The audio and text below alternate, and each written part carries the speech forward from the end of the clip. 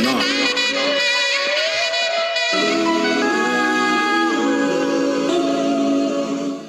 Time. They just trying to speak their peace. Get your peace, RnR.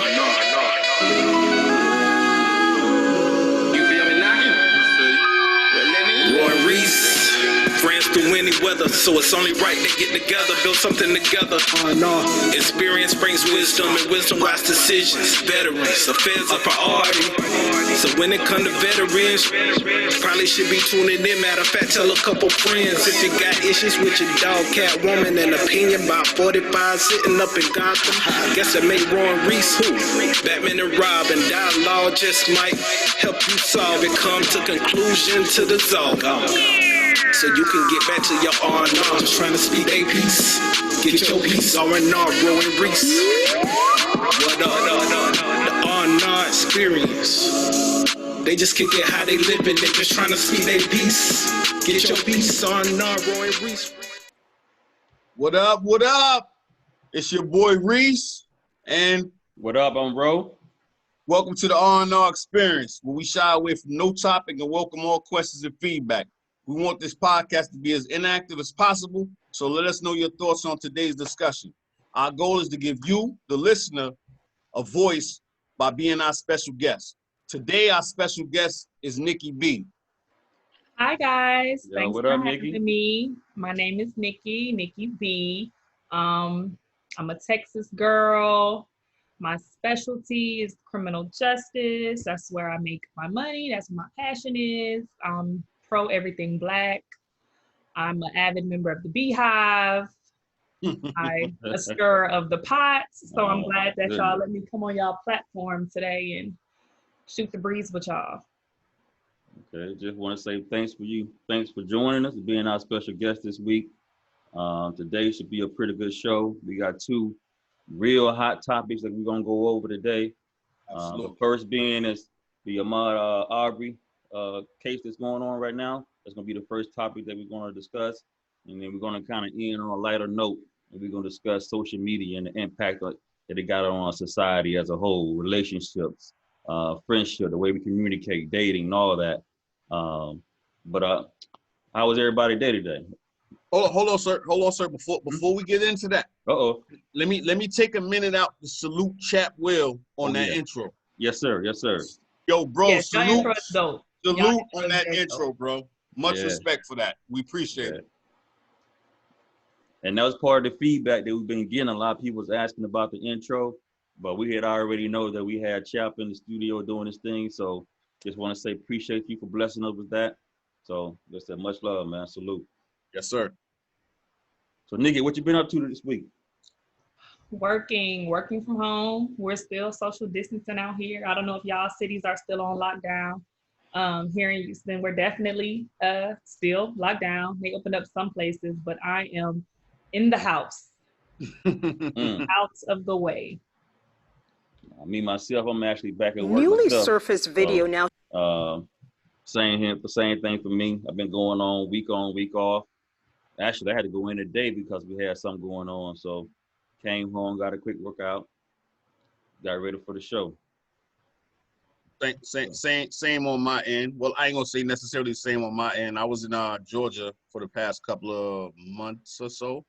Once the social distancing thing started happening, went down there to spend time with my daughter, my daughter's moms, and all that stuff there. So I came back this week. So been kind of same thing, social distancing, but with family. Oh, okay. So yes, sir. So because this topic is going to take a lot of time, we're going to go ahead and just kind of dive into the topic. But before we go into it, we're going to actually play a news clip to kind of refresh everybody's memory. And it's kind of like one of the most updated news clips that we've seen. So we're going to listen to it for about a minute or two, and then we're going to dive into the topic. All right. Now showing us what happened minutes before Ahmaud Arbery was shot and killed in Brunswick, Georgia. And now his family's lawyers and the GBI are weighing in on what this could mean for this case. Trey Kless has the latest developments for us tonight. A video showing the last moments of Ahmaud Arbery's life. It's caused outrage around the country, with many asking why it took so long before shooter Travis McMichael and his father Greg McMichael were arrested. New video appears to be what a former prosecutor in the case referred to in an email sent after his recusal.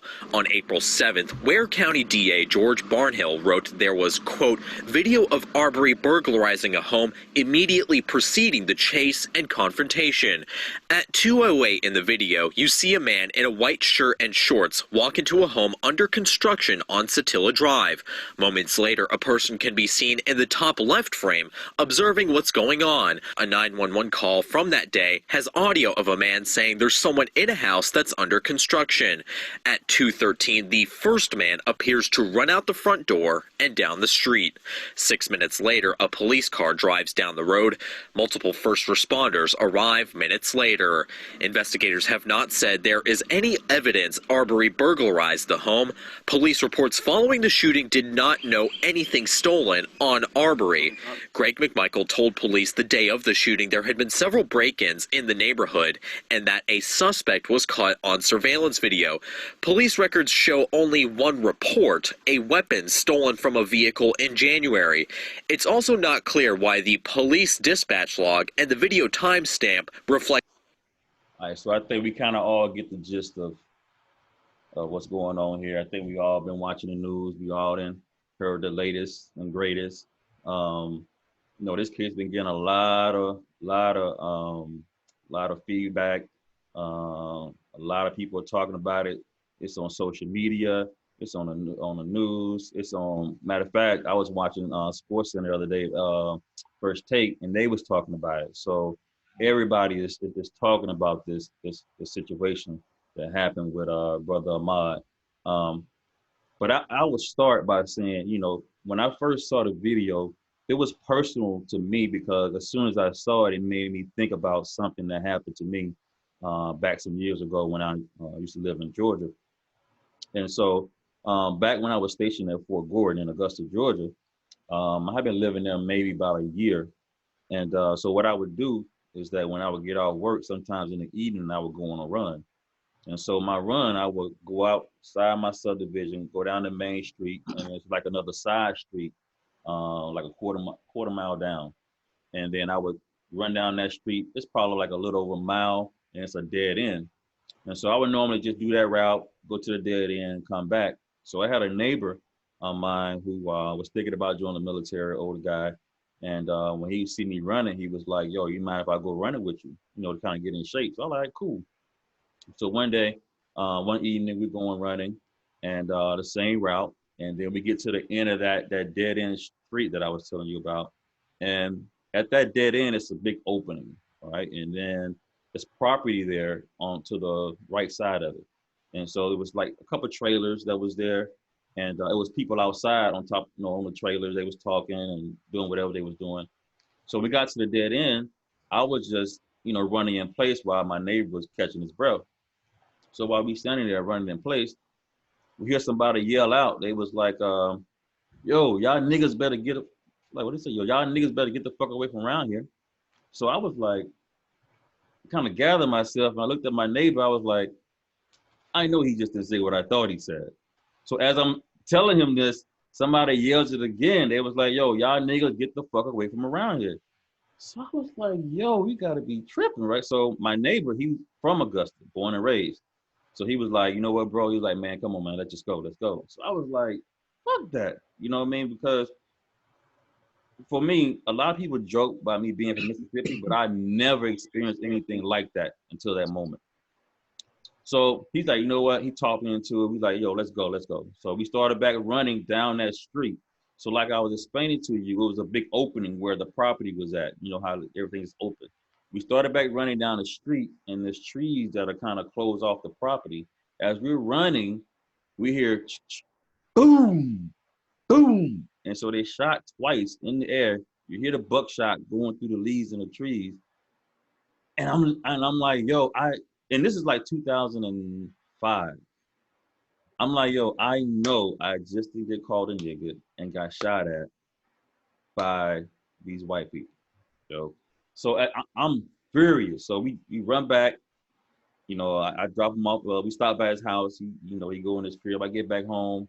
I'm so heated, and at this time I didn't have a weapon. I didn't have a gun at this time, but so many thoughts was going through my mind that I actually had to call my pops and told him what happened. He had to kind of like calm me down. You know what I'm saying? But like, a lot of time people want to say what you should do or what you shouldn't do in moments like that, but you never really know until you're in that environment. Because even though I was having those thoughts, I didn't have a weapon, but because I think it was the shock factor that I really wanted to go back over there just to see, what I'm saying, like what's up, because I had never experienced anything like that, and I had never been like that furious in my life before. So when I first saw this video, I was like, it made me instantly think about that. You know what I mean? Like, we still live in a world where people, still feel that way. And then I had just came back from Iraq the year before, and in my mind, I'm thinking like, yo, you probably a little couch potato that's sitting up here, don't do nothing, you know what I mean? But you want to have that type of attitude towards people, So that's my little synopsis of why when I first heard it, it hit home to me, it was personal, So I don't know if you guys got any stories like that make it kind of personal for you. Nikki? Not to that extent, because that's wild that they actually felt like, they could bust some shots off. That's real wild. But out here, my husband and I were in Austin, and they have this street called 6th Street there, which is like the, party street. This was, some years back. And so it's filled with like bars and different clubs. And it's kind of like Bourbon Street, but on a smaller scale. Mm-hmm. And we had met up with a few friends of his, one of them being this white guy. So towards the end of the night, we were walking to our vehicles, and we walked up on this girl and guy arguing, and he was getting really rough with her. So my husband and his friend were like, hey, what you doing? Chill out, checking the guy about it. And the guy charged at them. And so my husband's friend knocked the guy out. So he knocked the guy out. The girl started screaming. Police got called. So we're walking down the street at this point. I'm like, hey, let's just, we're just gonna keep walking. So we're walking down the street, and we're with a group of other white people. We're the only 2 Black people in the group, my husband and I. And the police jumped the curb in front of us, and they're like, hey, stop. So we're all just, looking. He's like, hey, stop. Singled me and my husband out. Everybody else was able to continue going. So he was like, we just got a call about an assault, and, you fit the description. And, he was just getting real aggressive. He was like, why are you asking my husband, why are you breathing so hard? Have you been running? And he was like, hey, I've been drinking all night. Like, I'm sweating. I didn't do anything. So at this point, he's like trying to pull out handcuffs. And I'm like, hey, you can't do that. You can't be out here, saying he fit the description. I said, description of what? He's like, y'all need to sit out on the curb. Like, he's OD at this point. So I'm standing in between my husband and the police officer, because my husband is now getting upset. He's like, I know what I did. I know what I didn't do. You're not about to handcuff me. At that point, I felt like, it was going to escalate, because he was upset as a man. He felt like, I'm a man just like you're a man. Police badge or not, you're not going to disrespect me. And so I'm like, why did you only stop us? You just let a crowd full of people continue to walk. Right. Who y'all looking for could be with that group of people, which he was. I was like, well, you got us sitting here, and you just let this crowd of people walk by. So he's on his radio. We can hear the transmission. And the guy, I guess his partner down the street at the scene was like, they said it was a white guy that did it. And so now I'm sitting looking at him like, what's good with an apology? Right. Like, you saying we fit the description. Does he look white to you? Meanwhile, you done let all the white people go. So whoever it was that knocked him out is now back at their hotel room chilling while you sitting here harassing us. Right. And he was like, oh, I apologize. And he wanted to shake, my husband's hand. And I said, no, forget that apology. Because had I not been here to de-escalate the situation, who knows how you would have handled him. Yeah. Mm-hmm. And so situations like that, it just makes you realize, like, all it takes is a second for you to be profiled and for them to take the matter into their own hands, and then that's it. You know, somebody's life has changed forever behind that type of stuff. That's true.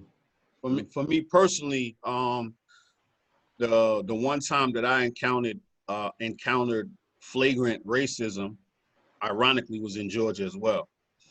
I was actually working as a it's crazy because Rose story, it was based in Georgia. The Ahmaud Arbery story is based out of Georgia. And then the story that I have, the one time that I encountered flagrant racism, was in Georgia as well.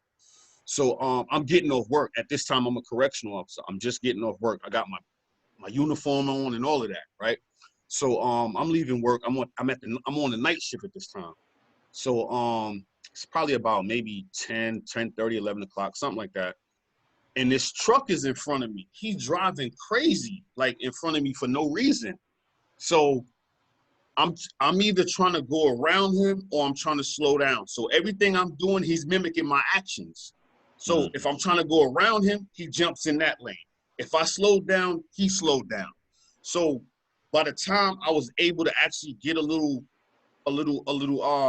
speed up and get past him, I rolled my window down. I'm like, yo, bro, what you doing? Mm-hmm. So he got him and his homeboy in the truck, two white guys in the truck with the shotgun in the back window, because you know that's legal down there. Yeah. So he was like, I don't know where the fuck you from, but you better recognize where you at, boy. I said, wow. Oh shit. I said I never encountered nothing like that. Like nobody's never called me boy or nothing from that perspective. I said, oh, damn. Like it make you take a step back, right? Like me? Yeah. Right. I said, what did I do to you? So you already knew when you was with all your antics that you was doing, you already knew it was a black dude behind you. Yep. So let you do all of the stupid stuff you was doing so you could say what you just said for no reason. Yeah. And the fact that probably because they had their weapons too. You had a little shotgun in your back window, so it's like man, go ahead, bro. Go ahead. Yeah, you got it. Yeah, you got it. Like that's the only time I've ever encountered like flagrant racism in my face, and I was in Georgia. So it's like I could I ain't gonna say necessarily I could relate to the situation with the Ahmaud Arbery situation, but it's like it's crazy, bro. It's crazy. It's just like being black is like a violation. It's a target. It's a target. Right. Yeah, and I think a lot of people. I've been listening to social media, reading social media, and going through people posts, and a lot of people are trying to say what he should have did, and he should have ran away from the gun, and I'm like, yo, you don't ever know what you're gonna do until you're in that situation, Right. At the end of the day, you can't blame a person for somebody else doing something wrong, Yeah. Right. That's kind of my thought. So, now that we all gave our little synopsis of how we encountered, blatant racism. I'll start with you, Nikki. Like, just what's your overall thoughts on this situation, on the whole brother Ahmaud? First of all, it's just exhausting that we're here yet again, seeing the hashtags, seeing the videos, seeing the smear campaigns in the news. It's like deja vu for us. Over and over and over again, we see people that look like us on the news being pretty much executed, murdered, to put it plainly. And we see the people that are the culprits escape with no consequences all the time. So I feel like specifically for this case, it's important that we saw that video, because just think we saw it 2 months after it had happened. So his family, his mom, and that little bubble in Georgia had been fighting this struggle for 2 months already, with, them feeling like, how do we get justice for our son? So I feel like that video really was the turning point for that family to say, hey, look, y'all see what's going on here. This is not right. We need to band together and do something about it. And I was really happy to see the speed that it took on social media. Like once people caught wind of it, people in high places were demanding answers like, hey, what's up with this? What's going on? Why hasn't this been addressed? And all of that media attention that it got, I feel like it's causing all the corruptness to unfold. We're seeing DAs having to recuse themselves, them suppressing other evidence. We seeing that there's prior connections between the McMichaels and Arbery. So it's important for us to pay attention to stuff like this because, like you said, it's always easy to say what you would do or what somebody should do. But unless you're in that situation, I know when I go jogging outside, I'm not thinking about defending myself, having to fight for my life. I'm not thinking about, what would I do if somebody jumped out of a truck with a gun? Like, that's the last thing on my mind. And I'm sure that was the last thing on his mind. So I think we just really need to keep up this momentum as far as the community and continue to demand that these people be held accountable. I feel like we need to definitely avoid the forgiveness role that we tend to play in these situations where we just want to hug the, murderers and we want to lend forgiveness and pray for people. I really feel like we need to stray away from that energy because they didn't have that energy for him. Yeah, I agree. I agree. You touched on some good points, man. Before we dive into the different things that happened before he got shot, I definitely agree with you. You said something that I thought about. I was like, what if that video wasn't it?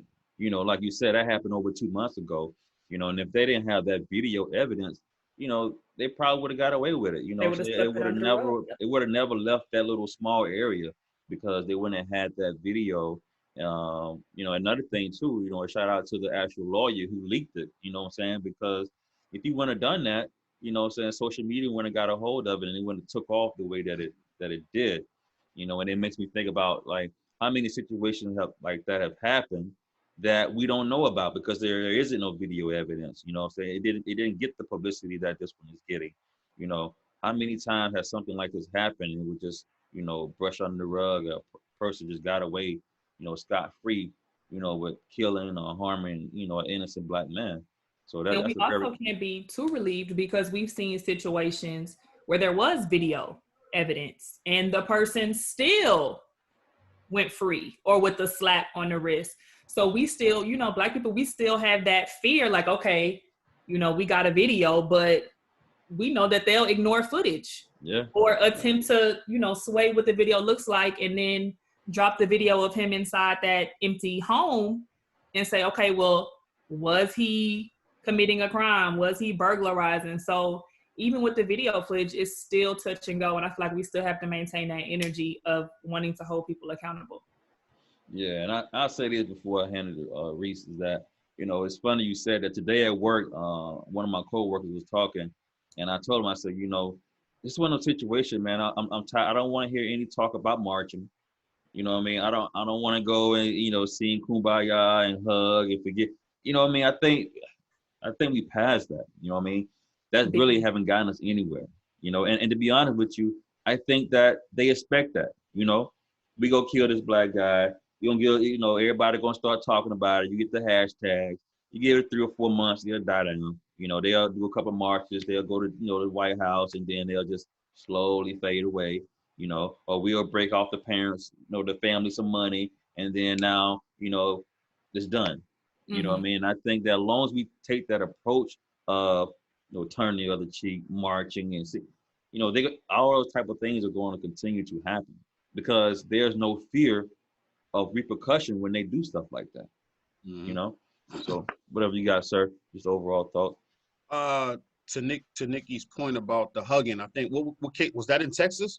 Where the lady, the lady walked into the guy's house and shot him, and she was in the wrong crib. Unfortunately, that was Texas. Right, that was us. Yeah, that was no shot at Texas. I was just trying to recollect the case. Where the brother hugged the woman that killed his brother. Yes, it was the Botham Jean case where he was in his home and she went and shot him, thinking that it was her apartment. Right. So to your point with that, like, it's like we so quick to forgive and want to salute them for, like, what are we hugging you for? What are we hugging you for? Like, you shot and killed my brother wrongfully. What am I hugging you for? Yeah. Like that made no sense to me in that situation. With the Arbery situation, I want to tap into the law a little bit on it, because dealing with the law in the South, the Southern judicial system, like the law period is not meant for us anyway. So when you deal with the law, let me actually read the law on this situation here, right? So Criminal Procedure, Chapter 4, Arrest of Persons, Article 14, Arrest by Private Persons, which is 17-4-60, grounds for arrest, right? So it's the official code of Georgia annotated. A private person may arrest an offender if the offense is committed in his presence or within his immediate knowledge. If the offense is a felony and the offender is escaping or attempting to escape, a private person may arrest him upon reasonable and probable grounds of suspicion.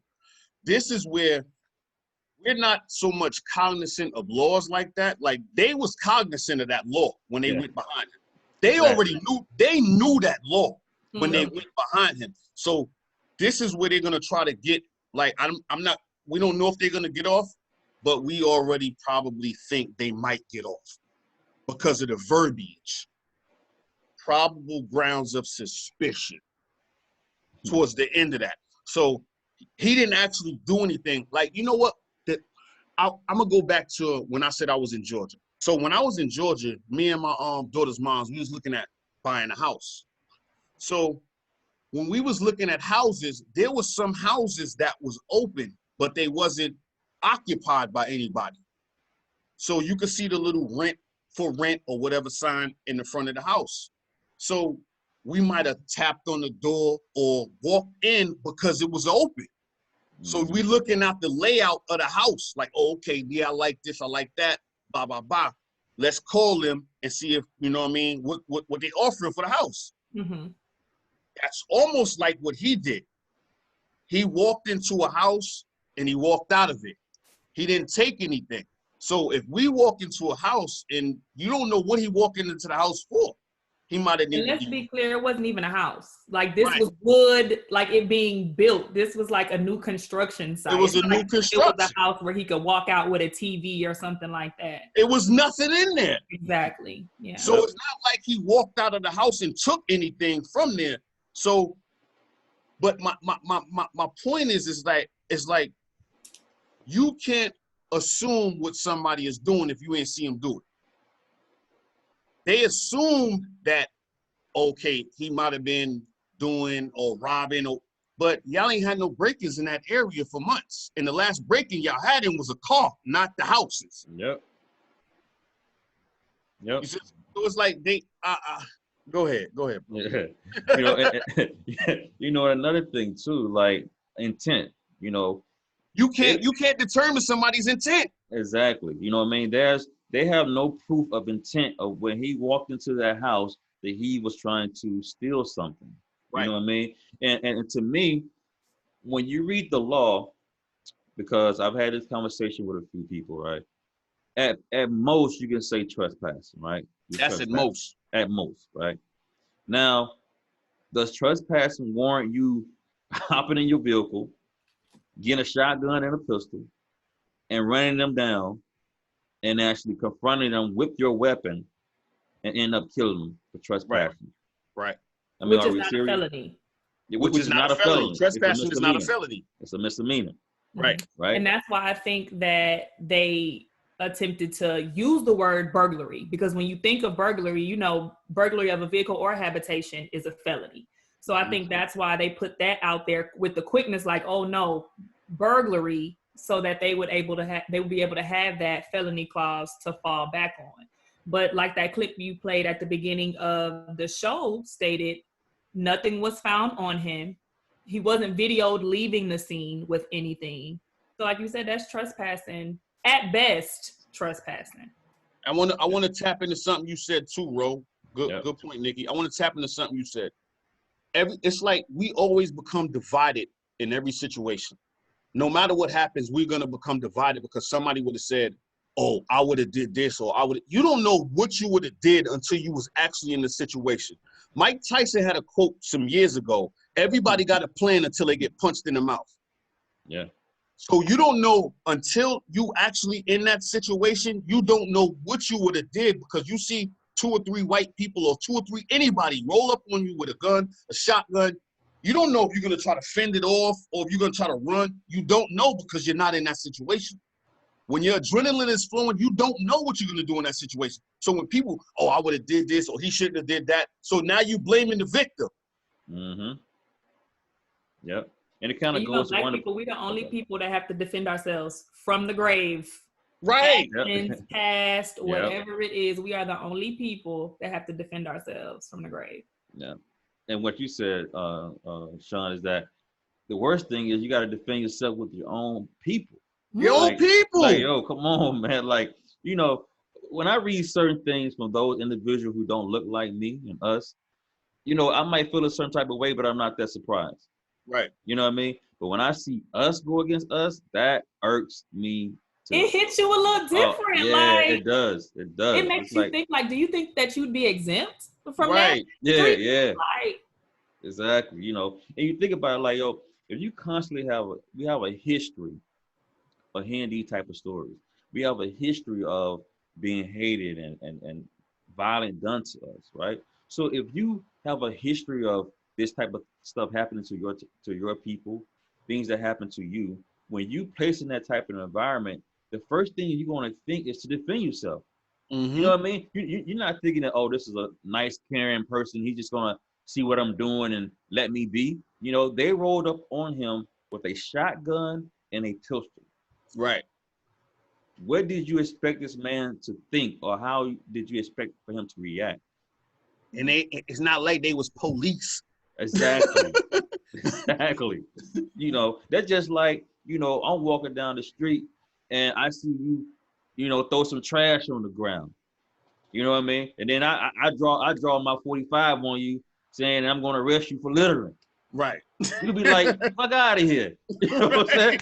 Right. You know what I mean? Like, to me, that's how I look at this case. I'm like, right. Yo, he walked into an establishment, a construction site. He looked around. The say spent about 2 to 3 minutes, and then he left. Right. We didn't see him steal or take anything. And, you know, I actually listened to the 911 call. And during that call, the 911 operator asked the guy, she was like, she thought that he said that he broke into the establishment. So she asked him, she said, well, did you say, did he break into the home? He said, no, it was under construction. It was open. So she was like, well, what crime did he commit? And he was like, well, the establishment was open. He walked in, you know, we had a string of, you know, burglaries in the neighborhood, yada, yada, yada. So she was like, okay, but what did he do wrong? Right. So I'm like, these are things that the operator was asking and saying. And did you hear when he started describing his clothes? He was like, "Oh, but he has on baggy clothes, so running with baggy clothes on." Yeah, you know, it's like, yo, we can't, as a citizen, you can't just, like you said, Sean, you're not the police. Right. So I can't just roll up on somebody expecting the same respect that, you know, people give the police. You know what I'm saying? That's one thing I said as well, is that if that was the police that ran up on him, like, yo, turn the siren on, hit the lights. Yo, you're gonna stop. Yo, what up? Right. You know what I mean? But these are just regular civilian rednecks. Yeah. Right. Yeah. Yeah. Let's call it what it is. Right. You know what I mean? You know what I'm saying? And they just gonna roll up on you with a shotgun and a pistol. Yo, I'm gonna be on edge too.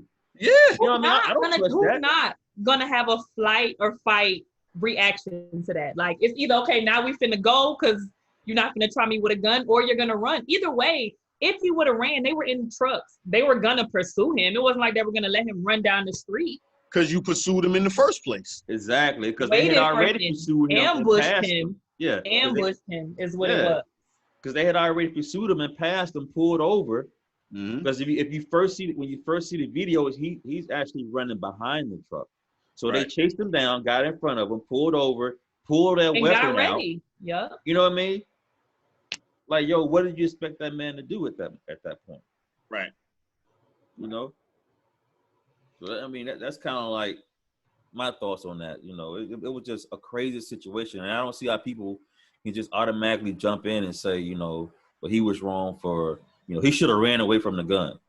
That's easy to say sitting on your couch. It's so easy. Shot in the back. Like, either way, they were set. Like, their mind was set. Once they got in that vehicle and hopped in there with guns, they knew what they were chasing him down to do. Not to have a friendly discussion. So, I mean, who wouldn't try to defend themselves at that point? If ever you've been in any kind of situation where it's like you just don't know how you're gonna react in a situation. You're like, damn, I should have did this. In hindsight, you don't know how you're gonna react when you're actually in a situation when somebody got a gun drawn on you, a shotgun drawn on you. You don't know how you're gonna act because that's not an everyday event where that happens. It's true.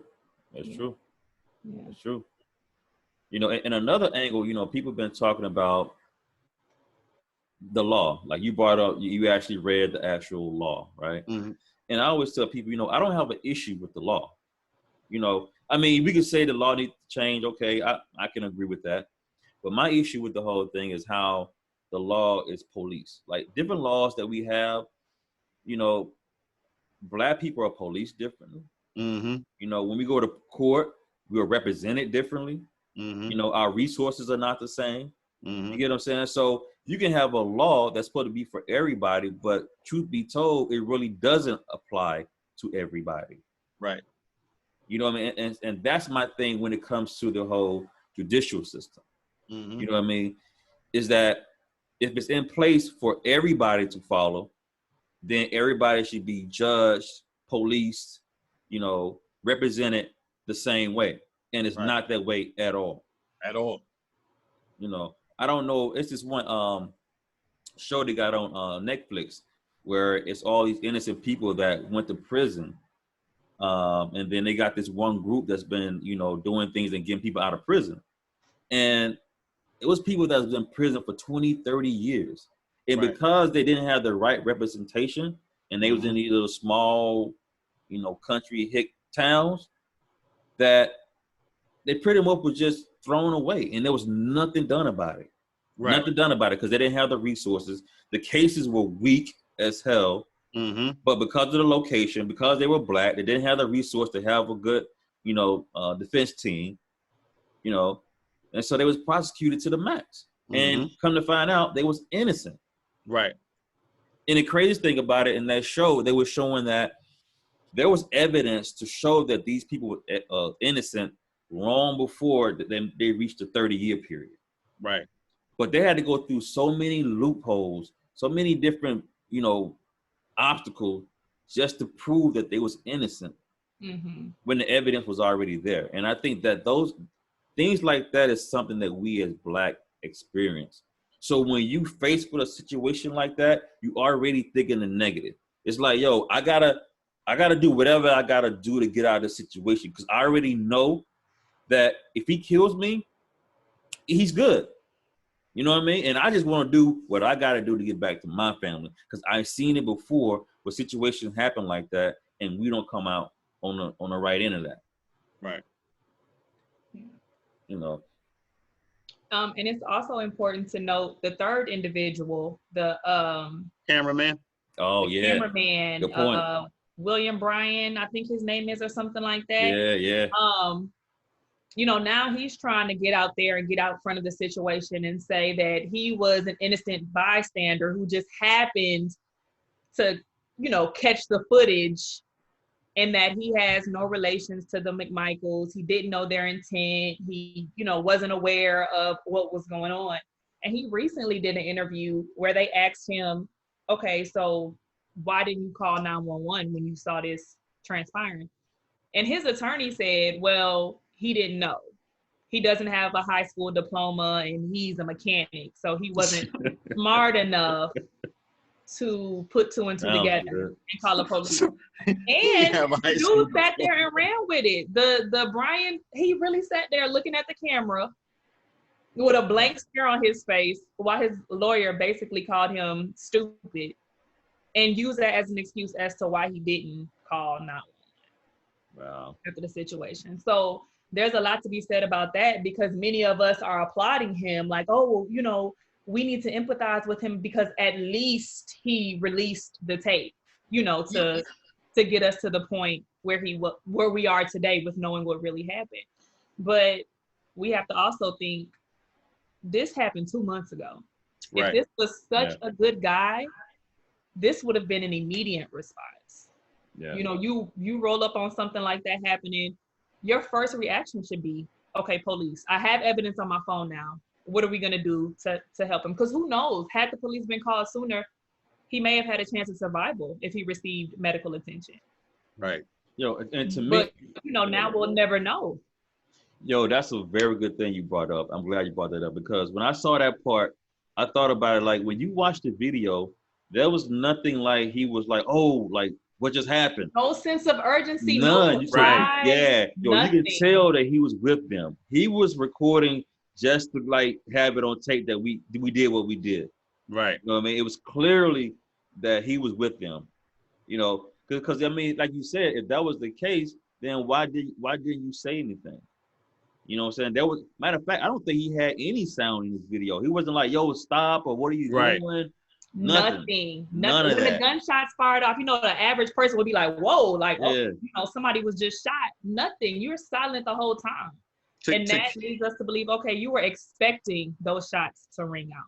Right. To caveat off of your point, Nikki, let me go here, because I'm sick of it, right? Mm-hmm. It's so many people that I see start posting these videos of the white people running and all this shit here.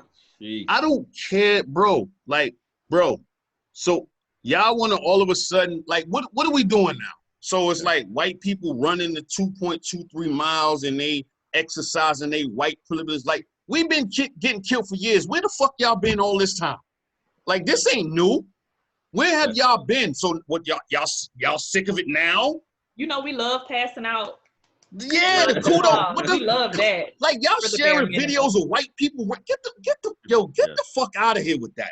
Get out of here with that, man. Yeah, I want to see that shit. That's a good one. I don't know. Like, we applauding them for what? For acknowledging that y'all killing us? Exactly. That's the whole, you know, give everybody a hug, forgive. That's that old school mentality. Back to Nikki's point a while ago. Yeah. And that's not to say that we don't need white allies, because we do. They're the judges, they're the lawyers, they're the sheriffs, they're the, you know, they're in these seats with these positions and they have the power to affect change. So we do need white allies. Right, absolutely. We don't need white brand ambassadors for Black Death. So yes, your Nike outfit is cute. Yes, it's, you know, your 2.23 miles is dope, but who are you voting for? Your man. Who are you voting for in your local elections? Exactly. Like, I don't want to see you running 2.23 miles and then I go to your page and it's the whole bunch of questionable stuff going on. Right. Your backdrop is Make America Great Again. Yeah, with the old rebel flag talking about American history. Exactly. Stuff like that. So we need to, like you said, we need to be cognizant of these pats on the back that we pass out, because it's cool.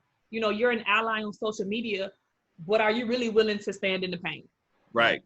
Like, 10 toes down, defend us against your racist cousins, uncles, aunties that be on your page. Because you know, you'll have somebody that'll post their run, and then in the comments, bring it out. Their white counterparts trying to derail what they're saying, and then where's that energy going? You need to be. You just ran 2.23 miles. Why are you not at their necks in the comments? Right. So it's like that tiptoe support. That okay, it's cool to support right now because that's what everybody else is doing. But where are y'all going to be a year down the line when we still going through this trial and we're still concerned with the outcome? Facts. Yeah. And I'm gonna go another angle. I posted on my Facebook page last week is that what gets me too is that, you know, if you've been in the military, work for the government, you know, we all got white friends, associates, whatever. We work with colleagues, call themselves, you know, they consider their stuff cool with us and friends with us and all that. And one thing I noticed is that when things like this happen, they quiet. Nothing. Stuff that, you know, Paris, something can happen in Paris. You got the gays got shot up in Orlando. You got something that happened in Asia. or they use their platform, because that's what social media is. It's like your own personal platform, using that platform to talk about all that. But when it comes to the injustices of black people, black men getting hunted and shot down in the streets, all this kind of stuff, you have nothing to say. And to me, I look at that sideways, because I'm like, in 1 minute you want to call me bro, if we go out because you're the cool, quote unquote white guy, and you can date black females, or you can have sex with them, you know what I mean? And you can act like you all cool down for the cause and want to be a part of our organizations and all that kind of stuff. But when stuff like this happens, you got nothing to say. To me, that shows your true colors. Because at the end of the day, if you care about me and something like that happens, then you should care about that, because that could have been me. Exactly. Running down that street and that happened to me. And I guess you would have been quiet too. Right. But then that's where you get into that whole, well, I don't see color, bro. Like, I love everybody. Like, we're all in this together. That's when you get into that type of treatment. And like, I'm quick to get rid of it. Like, I can know you for 10 plus years. And as soon as I see that type of stuff, oh, you don't see color? That means you don't see me. Like, there's no friendship. We can't have a relationship. And like you said, one thing about serving together, that uniform makes everybody feel like there's no color outside of that uniform. You know what I'm saying? Like, they have this false pretense that, oh, we all, wear the same uniform. We all, we all good to go. Not realizing that when you take your uniform off, you're black. Yep. So now you get represented a whole different way based solely on what you look like.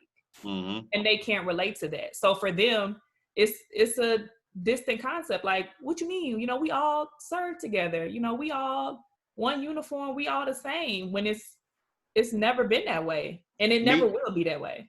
Right. Me putting on a uniform don't change how I was raised.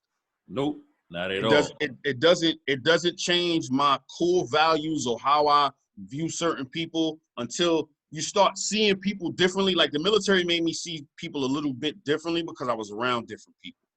But if something's instilled in me, that's me. Me putting this uniform on doesn't change that. You still a nigga when I got this motherfucking Psalm first class rank on, sir. They'll tolerate you because of your uniform, but let's be clear. When they gonna leave back down south, the N-word got the hard ER on the end, okay? Heavy. Yep. And if you think they don't say it, you're fooling yourself. Right. You know what I mean? Like, to be honest with you, when videos come out and somebody got caught saying the N-word and they're around their people, that don't surprise me. Right. Because at the end of the day, I think they all said it. Right. And okay, you said amongst your people, that doesn't surprise me. You know what I'm saying? But don't act like we cool and you wanna take from our culture, you wanna our music, the way you look at a lot of white women doing the lips, the injections in their lips. Now everybody get implants. You know what I mean? You wanna stick getting their hair braided. You wanna steal from us and use certain things, but when causes like this come out, you're quiet. You know what I mean? And I think it's time out for that. Right. You know what I mean? It's time out for that, yo. Don't try to play both sides of the fence. And I think that we allow stuff like that, But something you said earlier about that one that I had made a note of is that lawyers and police, I think that we as a black community have to change the way we think and feel about different roles in within society as like police officers. I think that we need to start talking to our kids about being police officers, being the police commissioner, being a state delegate, being a county exec, like you said, at your local government, that's where a lot of things, where they say the rubber hits the road, is your local government. You know what I mean? And I think that in our household and within our community, we really don't preach that. We don't really tell our kids to grow up and maybe want to be the mayor, be the governor, and be a lawyer. Lawyers, doctors, and stuff. We get that, but judges and stuff like that. Because as you said, those are the ones who really make a difference. These laws that are being made are made at the local level. So we as a community needs to start like putting emphasis on that when we talk to our kids about what they want to do and what they want to be when they grow up, because those are very powerful positions that we need people that look like us in those positions. Right. I'll caveat off of that because of the fact that I was in law enforcement to a degree as far as being a correction officer. So when I was a correction officer, and I think I spoke about this on the pilot a little bit, I didn't view them like other people viewed them. You see what I'm saying? I walked into that system feeling like I could kind of like make a difference a little bit. But if a lot of people have my mindset, then you could probably make a difference as a whole. But if one person or a couple of people is walking into a position and they trying to make a difference, it's you're not really going to feel the effects because the masses are going to overrule you. Yeah. So I walked into that situation trying to, like, a lot of times we look at prison and inmates and stuff like that as that's supposed to be like rehabilitation, but a lot of times it only makes them better at what they did wrong in the first place. Yeah, exactly. Because they have to find out how to maneuver through the cracks and be wrong, doing wrong, or be or manipulate you while they doing wrong, some type of stuff like that, right? So I was trying to be like that guy where it was like I could relate to y'all because I could have easily been in the situation that y'all in. I'm just not here. Yeah. But don't view me as like I'm a pig or I'm a cop or whatever like that. That's how we view law enforcement. Like y'all are pigs, or y'all here to like do us selling dirty. out, you know? They like you selling out, and that wasn't my intent wasn't that. Yeah. But a lot of times we viewed like that. Like I think it was a cop on what's that movie? Boys in the Hood. Yo, yeah, the black cop. The black cop. Yeah. The white John was over there chilling. He was the aggressor. Right. Yeah. That's the mentality we have towards each other because that's how we treat each other when we get into a position. Yeah. Man, I mean, a lot of good points, man. You know, we're gonna try to wrap it up here a little bit so we can move to the next topic. But we'll start with you, Nick. You got any like closing things you want to say about this before we move on to the next topic? Just that we need to maintain this energy. And I know it's exhausting to constantly be on guard or constantly be at people's necks, you know, demanding change, but it's necessary. I mean, you know, we have kids that have to grow up and maneuver in this world. So I feel like we need to set the tone, set the example, set the pretense that we're not going to be having these conversations 5-10 years down the line. It's not even going to be, you know, we have to continue to put out these hashtags. Like we need changes now, or there's going to be repercussions. There's going to be issues outside of what society has seen before, because like you said, they're so used to us playing that docile, forgiving, the, you know, God-fearing, we'll let God, you know, deal with it role. So I just really hope that we maintain this anger, us being fed up with what we're seeing. I hope we maintain that energy. Yeah, and I would say this, you know, I just think that we need to have more unity amongst ourselves and across the board. You know, it really bothers me that every time something like this happens, that a lot of times we be the first one to look at what the person did wrong first versus looking at what, you know, saying what the opposite person did. You know what I mean? Like, you know, with Trayvon Martin, where he should have been, why he got a hoodie on at night. We always do that amongst ourselves. And I think that we need to get to a point where we need to unify. You know, it doesn't matter your religion, you know, it doesn't matter where you're from. You know, at the end of the day, you are a black man, you are a black woman. And I think that we should work and be a lot better and a lot farther than where we at when it comes to unity. You know, sometimes I listen to my father talk about when he was growing up, and it seemed like they were more close than we were when it comes to whole unity. And it's like they didn't have the resources that we have. You know what I mean? We have a lot of resources to connect with one another, but it doesn't make sense for it to be so divided on things like this. So that's my final take, is that, you know, we should really work on becoming unified when things like this happen. You know, it's kind of like when I was growing up, and I don't know if y'all got, you know, was told this, but, you know, we might argue in the house, but when we go outside, yo, that's my brother, that's my mom, and everything is all good. Exactly. Now, when we get back in the house, we might be going at it. You know what I mean? But like, we don't do that. We just air our stuff out in front of everybody. You know what I mean? You on social media, questioning this man when he's lost his life. You get what I'm saying? So that's kind of my final take on that. On you, sir. I'm a caveat off of that, the unity part, right? I remember my cousin going back years ago. I ain't gonna. My cousin got into a argument with this dude. He was a little older than him. I'm a couple of years older than my cousin. My cousin was out of pocket, bro. He was out of pocket. He was wrong as hell. Yeah. And the dude was gonna jump. He jumped on my cousin or whatever. So I stepped in, intervened in the situation, and whatever happened with the situation. However, the situation got dealt with. When we got to the crib, I said, cousin, what was that? Exactly, right? What was that? Like you was way out of line. Yeah. It's like you said, like we gotta be like unified. If we always against each other, that gives the opposition an easy way in to be against us too. Cause like, look at him over there. Yeah. Your man said he was good. Yo, one of my black friends said, yeah. That's the line. Right. So that's all I got on that. We definitely need to be more unified, bro.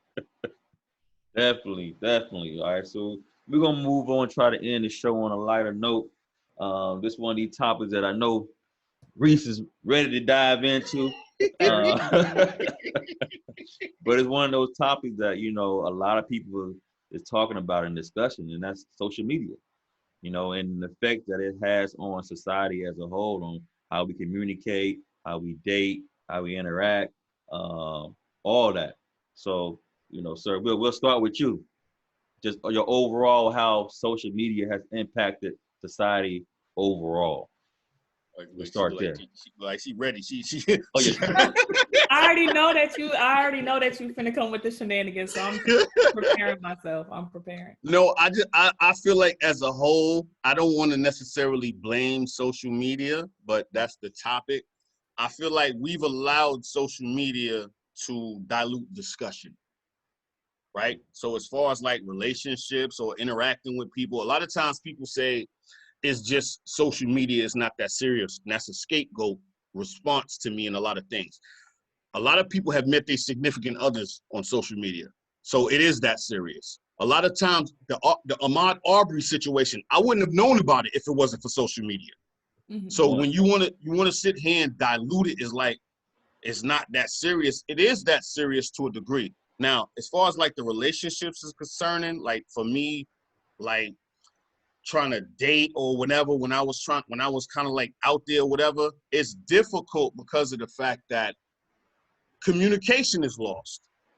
Everything kind of like gets lost in translation when you talking to somebody, when you try to inbox somebody, or like, what am I going to say to a woman? And I said this on the pilot. What am I going to say to a woman that she's not already heard in her inbox 40 times by whoever else? Because she's attractive. She's a good looking woman. So it's everybody's in her inbox. Hey, beautiful. Hey, gorgeous. Hey, sexy. Saying the same nonsense.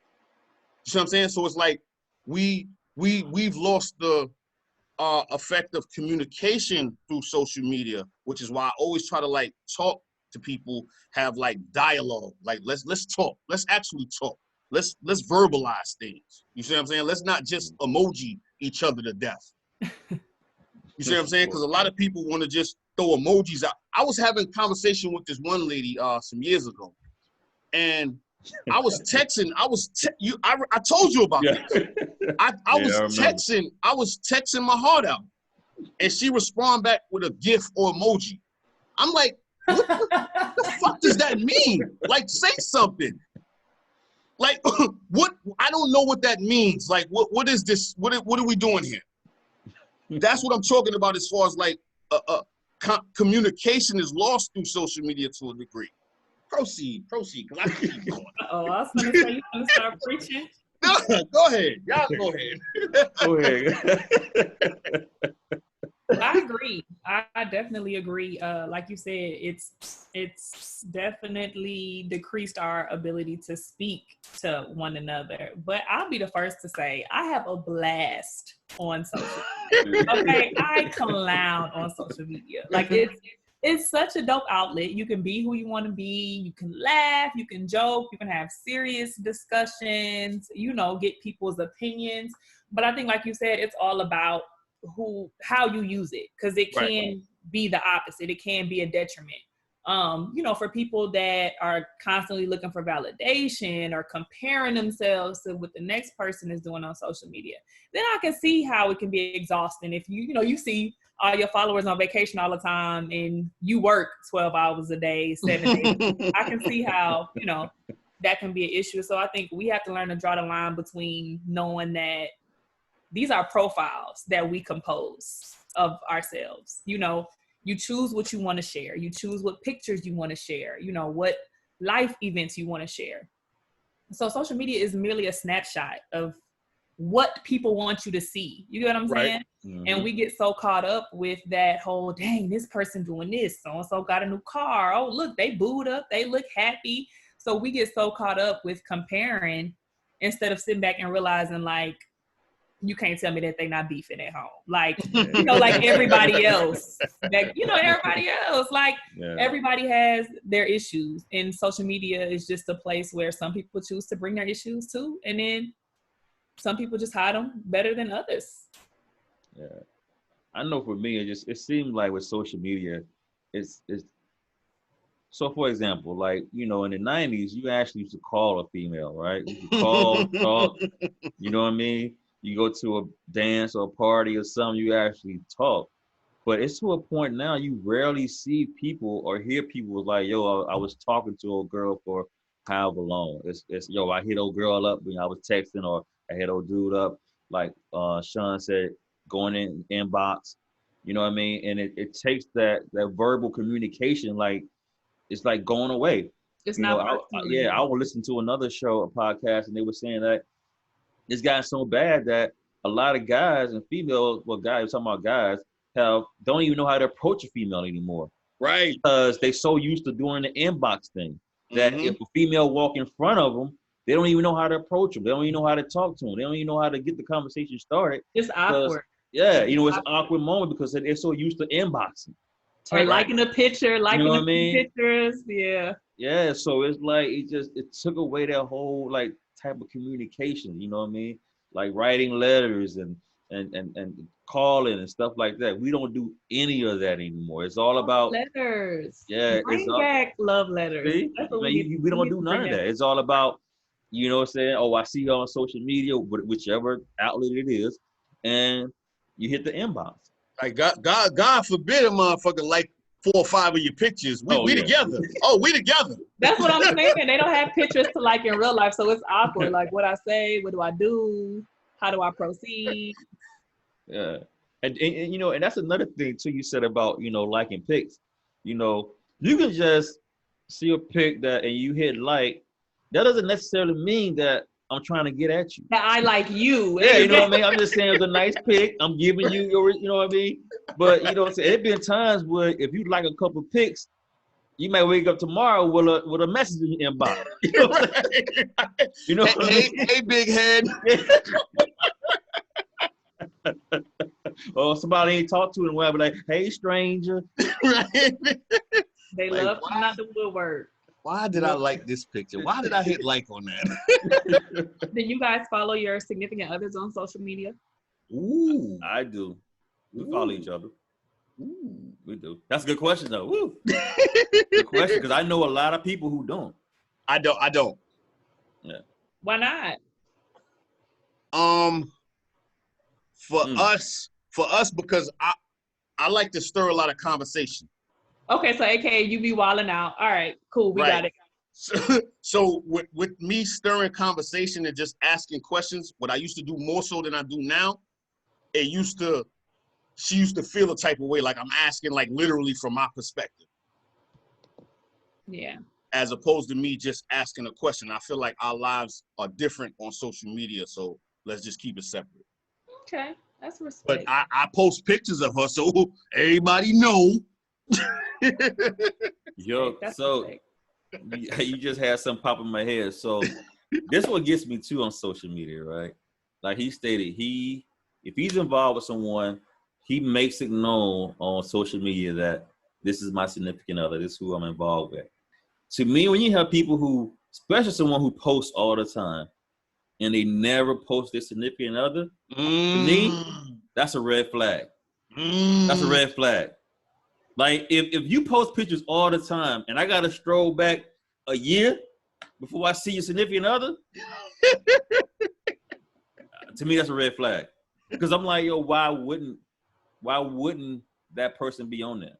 What you think about that, Nikki? Now her husband is heavy on her page, so this ain't about you. Yeah. But what you think about that? What you think about that? I feel like it's bits and pieces. My husband is a private person, so I know he don't want to see himself blasted on my social media every day. And vice versa. I don't know about the red flag thing. What Drake said, he was hiding the world from his kid. Not the opposite way. I feel like some people are just private people where they feel like this is a part of my life that I don't feel a need to share, with anybody else with social media. Like I don't owe y'all my wife or my husband or my girlfriend or whatever. But like you said, that can be used to do dirt. But I feel like people that's gonna do dirt, they gonna do dirt whether they posting you or not. So that's true. Those pictures don't really mean, you can be somebody WCW on Wednesday and they cheating on Thursday. So let me clarify that, right? So I'm not saying that your significant other need to be on your page every week, once a month. What I'm saying is there's some people on social media, and if you're a person that doesn't post like that, that's okay, different. That's different. Yeah. But there's people who post every damn day, 3 or 4 times a day, and you got to stroll back a year to see, like, is this person married? Or they got to, you know what I mean? Like, maybe stuff ain't good at home. The memes is popping harder right now than the wifey pick. Another thing, because another reason why I bring it up, because, it can actually backfire on you, right? You want to like, okay, well, I keep my significant other off my page because whatever the case may be, right? Now, let's say that I see your significant other somewhere, and I approach them, and then we started communicating.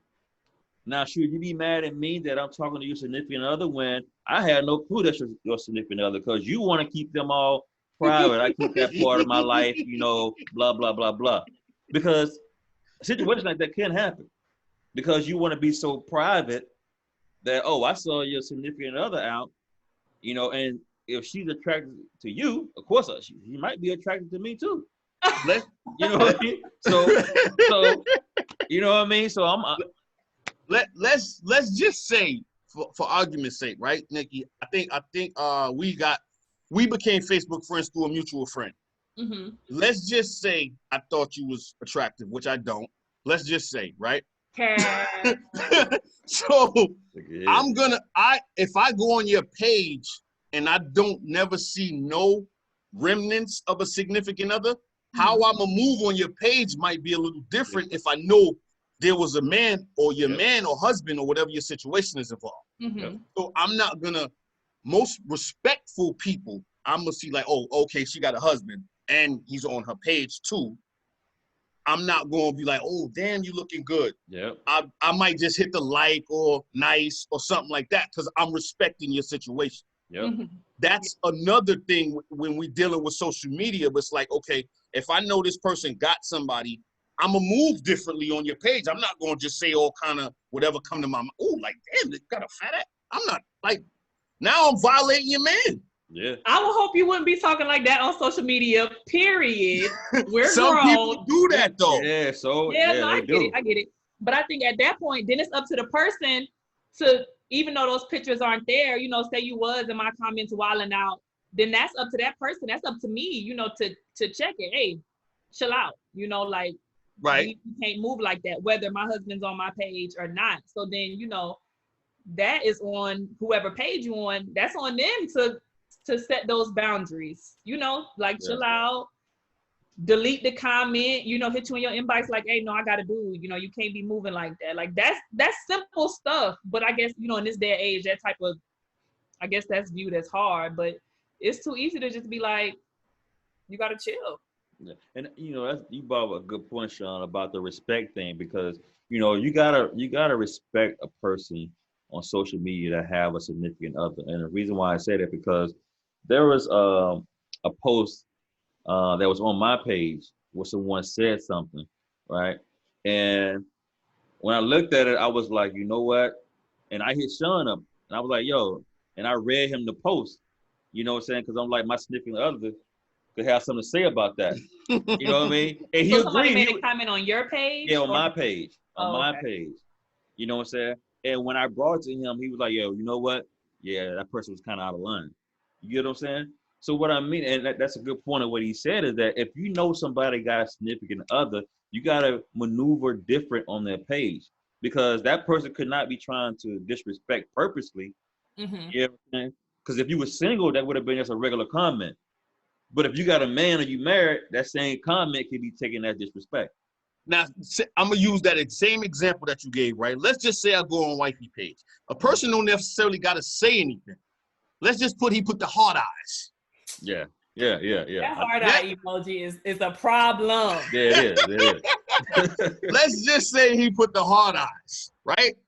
So now I'm side-eyeing him, and then I'm side-eyeing her response to it. Who is this man? Ma'am? What the heart eyes mean? What that mean to you? When you see the heart eyes, what do you see? To me, that's emotion involved. That's emotion. That's an emotion involved. Like you feel a way about this. Well, they all emojis, so it's all emotion. I look at it as disrespect. So sometimes, there's certain things that a woman, that if another woman do to your husband, you be like, nah, I know what she's trying to do. Well, he might be like, nah, babe, she was just, you be like, nah, nope. As a man, if you know that that's my significant other, you know that's my lady, and you gonna go on a page and do this and do that, now I feel like you trying me. You tried me, sir. You tried me. You tried me. You know what I'm saying? Because first of all, there's nothing wrong with a person. You're married, right? There's nothing wrong. I don't think your husband should get upset if somebody come on your page and click a like button if you post a nice picture or say, hey, nice pic. Nothing wrong with that. You know what I'm saying? Because everybody wants their significant other to be attracted to other people. I mean, like, you like, yeah, I got a nice husband. I got a nice wife. Nothing wrong with that. But you come on the page talking about, like you said, yo, damn, your ass fat, or yo, you damn sure looking good today. Like, yo, what? Or you come, like you said, you putting the hearts and all that. Now you being extra. The heart eyes. Yeah, you being extra. Hit the like button, keep it moving. Too easy. But I think what a lot about of the times, people that like all of your solo pictures, but then when you post your significant other, their like is absent. Another one. Do y'all take note of that? That's another one, because to me, people find certain ways to be slick with the disrespect. Yeah, that's subtle. That's real subtle. Yeah, that's real subtle. Like your significant other, they'll post something by themselves. They got like 100 likes. They post you on there, they got like 10. 10 likes. And ain't no dudes liked it. Yeah, no dudes liked it. Okay. I just be like, babe, maybe they ain't like your outfit. Maybe they wasn't feeling it. That's low-key hating. Yeah, it is. There's all type of ways to hate. Yeah, social media in relationships is funny. I feel like if your relationship is weak, social media is gonna create issues. But if y'all have a solid foundation and y'all trust each other and y'all communicate, social media is a circus. It's funny, it's laughs, it's jokes, like you can't let social media shake up your household. I'm a firm believer in that. Like, we never finna be arguing about anything social media related, because it's not that for me, it's not that serious. Like, if he ever presented an issue with social media to the point where it's now creating an issue in our household, then social media just got to go. It's not worth that tension. But I feel like we have that understanding. Like, we're not taking that stuff serious. It's kind of like, it is what it is.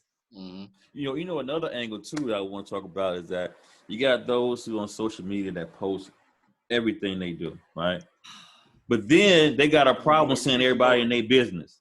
Like, yo, why you all in my business? Well, if you didn't post everything on social media. They be posting the crying face, and then we be like, what's wrong? They be like, I'm going to inbox you. Yeah, like, yo. Come on now. Just tell everybody what's wrong. We all know.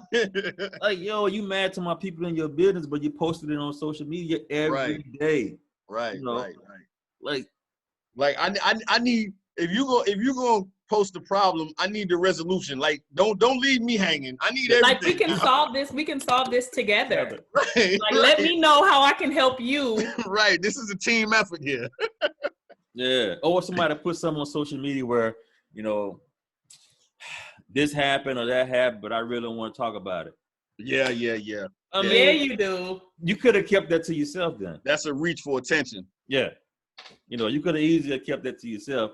But like I said, those are the people that want that validation. Like, they need social media to feel important, like that people like them. Those are those type of people, because people that be on there for the jokes, we're not putting our life stories and our struggles, and we're not on social media crying. Y'all see the people that go live and they be crying? Yeah, that's I don't know, man. I want to say something, but I don't, because Wait, you got a crier? You got a crier on your page? He my people, and I don't want to, because he gonna know I'm talking about him. I don't want to have to. Yikes. Some people go live for no apparent reason. Like, why are you live right now, sir? Yeah, with 2 people watching. It's 2 people watching you do nothing, but you live. Have y'all seen that meme where it's like, if you go live and it's just one person watching, you might as well just FaceTime that person? Because yeah. It's serious. And then you got those who just post everything. I woke up this morning at 8. Oh, I had avocado toast for breakfast. Oh, I had a turkey sandwich for lunch. Oh, and it's like, that's not like what I be eating. You throwing shade? Let me go make sure that that's not what I. Hey, just for the record, me and you are not friends on social media, so I don't know what you be posting. I was gonna say I felt attacked. I had avocado toast this morning. But you know, you got people that do that. They post everything they do on social media, and it's just like it gets annoying sometimes. I mean, it's like, yo, like, you know, I use social media to communicate. Mm-hmm. You know, have fun, interact with my friends, my people. And you like, you know, you try to find a little funny videos, and that's what I use it for. You know, I actually use it for people that I was stationed with a long time ago, and they on social media. We hit each other up every now and then and stuff like that. But they're just being on social media all the time. Because one thing we haven't talked about, social media can be addictive. It can be, yes. Because you can find yourself spending an hour on social media. And I got to a point where I had to pull back from social media, because I realized that I was spending like an hour or so on social media, just, you know, reading, you know, posts, watching videos. And I'm like, I done lost a whole hour and a half where I could have been doing something more productive. You know what I'm saying? Right. Like, and I think sometimes we get caught up in that. You know what I mean? Let me sidebar, sir. Let me ask you this. Is there anybody on your social media or your friends list that you do not like, or you know that don't like you? So that's a good point, right? So just a couple of weeks ago, there's someone that was on my social media that for years I've been feeling like I've been seeing signs that this person was not really who I thought they were when it comes to our relationship. Okay. And finally, a couple of weeks ago, I ended up deleting them, because I was like, if that's what it is, I don't need to watch what you're doing, and you don't need to watch what I'm doing. You get what I'm saying? Like, at the end of the day, if I really don't like you, I don't need you on my social media. Yeah. Right. So to answer that question, I don't have anybody on my page that I just dislike. That's weird that people would want to watch people that they don't like. Yeah. Like for instance, you know, have this ever happened to y'all? So, you know, you growing up, you go to high school, you got people that you did not fuck with. They didn't rock with you. You didn't rock with them.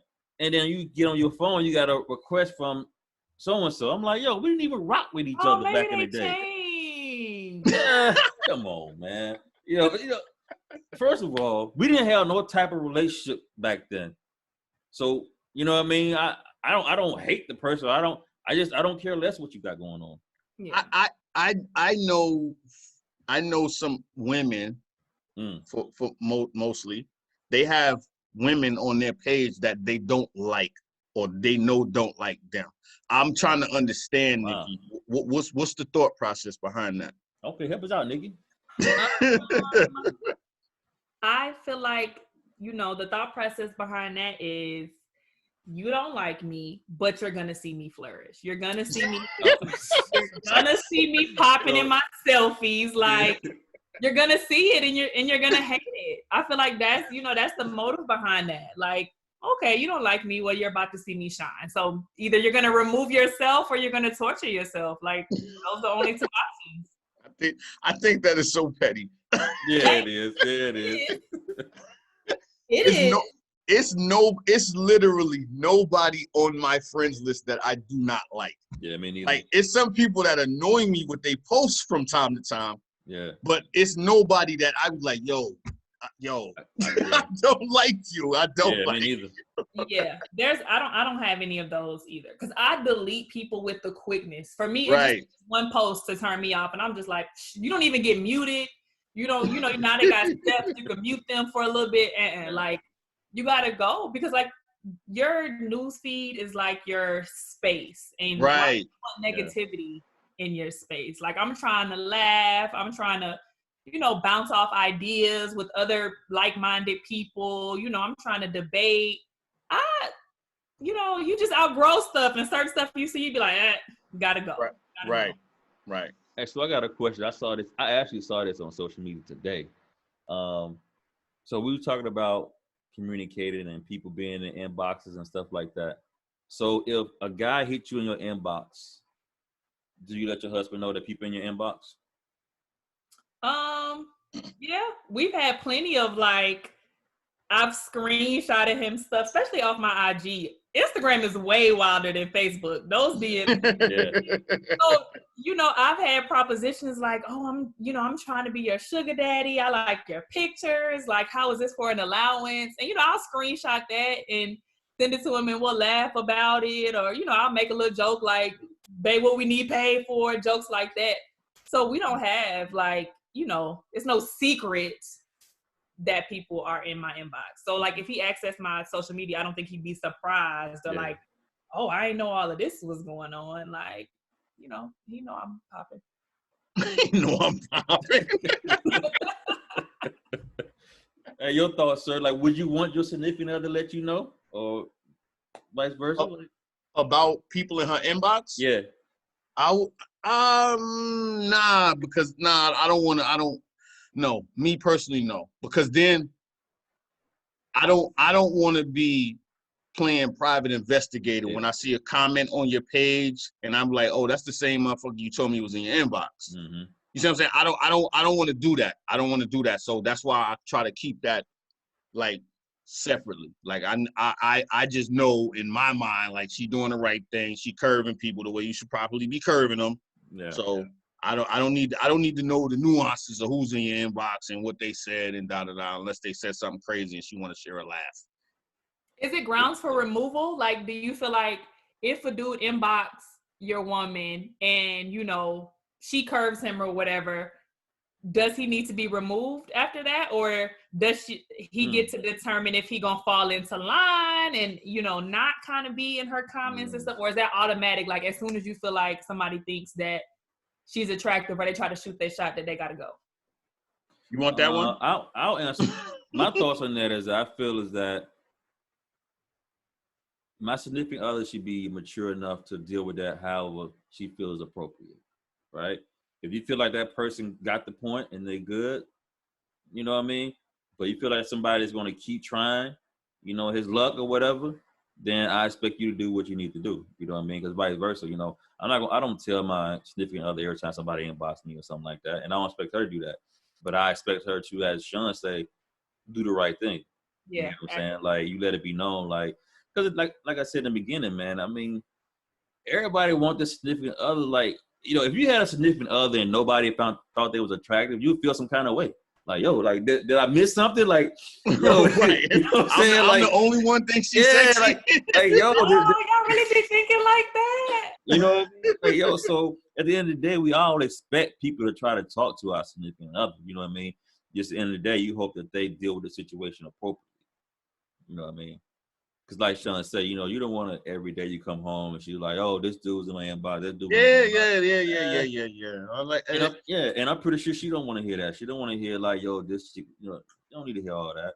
right. Like if it's somebody that's like persistent and she's already had a talking to him and they still going, then okay, that's a conversation because now you being you borderline stalking, sir. Yeah. Now one thing I will do, and it's just my thoughts on is that if it's somebody that she know, if it's like, you know what I'm saying, one of her, somebody like a female she know that's supposed to be she cool with, I will let her know that. Oh yeah, definitely. And that's just out of respect. Yeah, you know what I mean? Because at the end of the day, if it was reverse, say it was somebody that I know that I'm cool with, and they like me, for instance, if I slid his lady inbox, and then say she don't say anything, and then I happen to find out.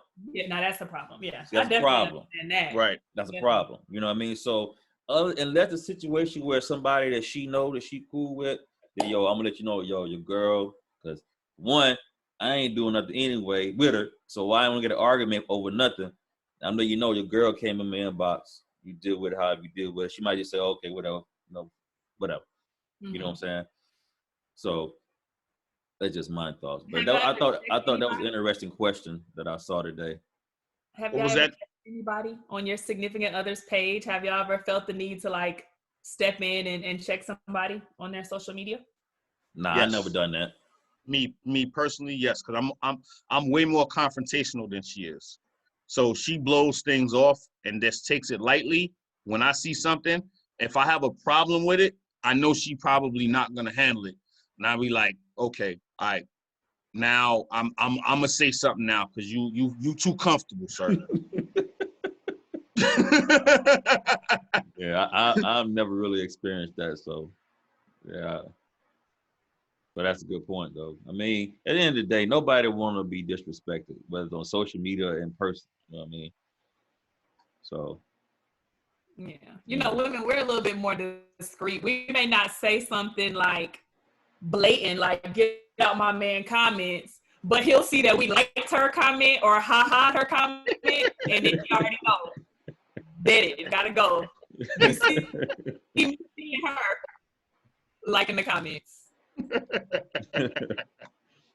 You know, and another thing too, you know, we at an hour and 20, so we wrap it up here in the next 5 minutes or so. But you know, I heard people say like, yo, I think you said earlier, Nikki, that if it got to a point where your husband had an issue with something on social media, it got that bad, you just like social media can go. You know what I'm saying? I think that a lot of times people try to have this persona on social media that my significant other don't tell me nothing or I do what I want to do. You know what I'm saying? When I hear a conversation like that with people, I was like, well, why be in a situation with somebody if you're just going to do what you want to do? You know what I mean? At the end of the day, you could be the man of the house and still, if your significant other says you don't like something, you can address it. You know what I mean? That's just out of respect. But a lot of times, like another thing, I can't stand to see people argue on social media. Especially people that you know each other personally. Like, go ahead and run the phone call. Right. You know what I mean? I don't want to sit here and read a whole thread of you and your boy going at it. Right. You know. But that's another thing. Go ahead. I'm gonna let you go, Nikki. I just want to get this off. A lot of times, things could be misconstrued through social media, through like texting or like when you post something on social media. Like a lot of times, we gotta throw an LOL on there just so, even if something ain't funny, just to make it known. Like, you know what I mean? It ain't that type. I ain't serious or nothing right now. Good point. Because you could misconstrue something and then you got an inbox like, yo, bro, we good? Like your tone was a little off. Yeah. Make sure you ain't take that the wrong way. Right. Yeah. Nikki, she there? She froze? Is she froze? Oh yeah, I think we lost her though. She wanted to come back. But yeah, that's a good point. Yeah, the LOL is definitely needed in certain situations. Yeah.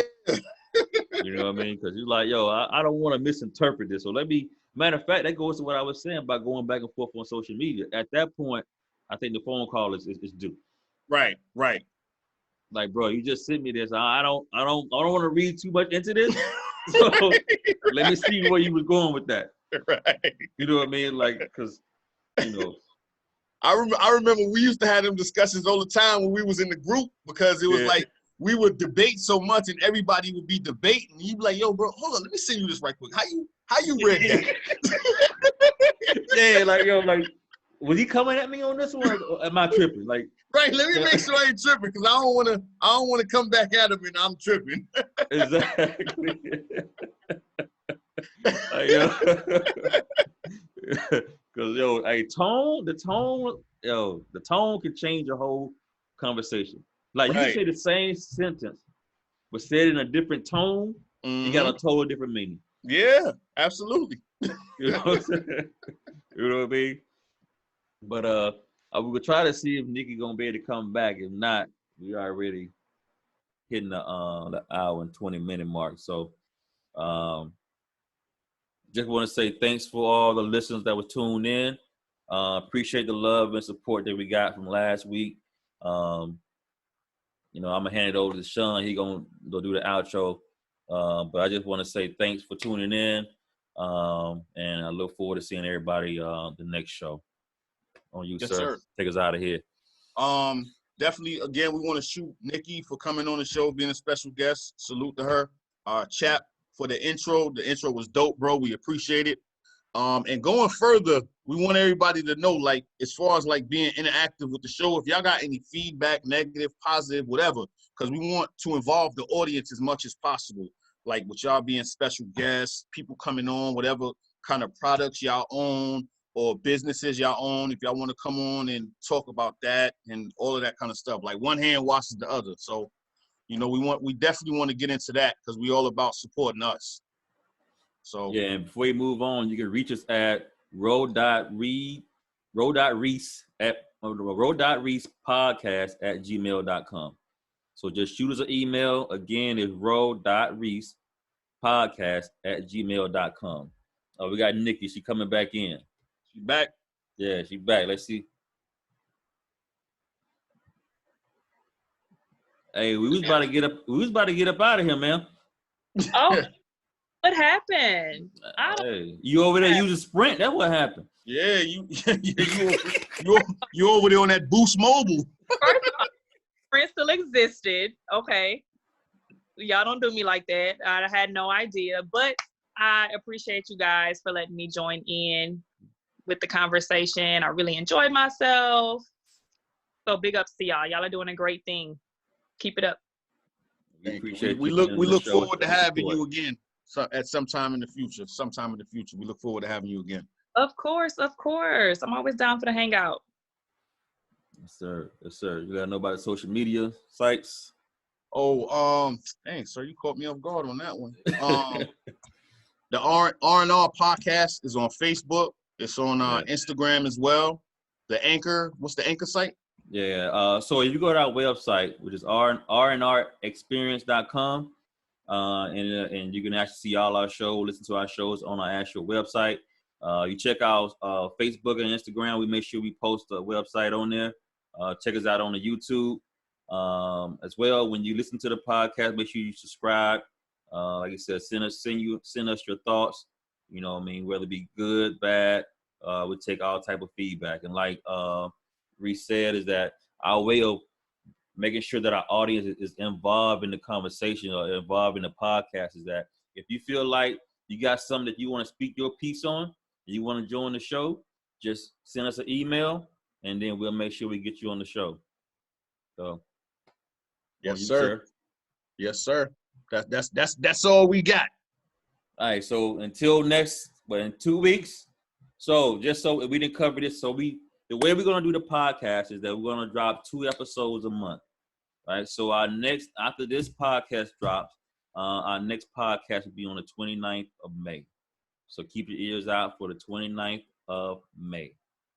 And that's all we got. So until next time, stay safe, everybody. Appreciate your love and support. It's the RnR Experience, and we out.